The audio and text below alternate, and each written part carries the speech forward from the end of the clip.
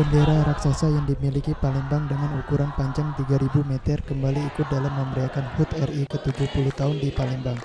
Bendera yang dibentangkan dengan melibatkan 2.000 pelajar di Palembang ini membuat semarak kemeriahan di pelataran PKB pada 17 Agustus 2015.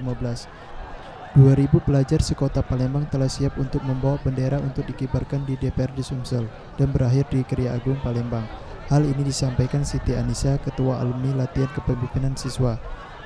Dan tahun ini kali keduanya bendera merah putih ini dibentangkan di BKB, tetapi yang membedakan adalah ribuan pemuda dan pelajar kota Palembang pawai jalan kaki membawa bendera raksasa ini dari DPRD Kota Palembang sampai ke BKB, dan nantinya setelah dibentangkan di sini kami akan melanjutkan perjalanan membawa bendera raksasa ini menuju Istana Gubernur untuk dibentangkan pula.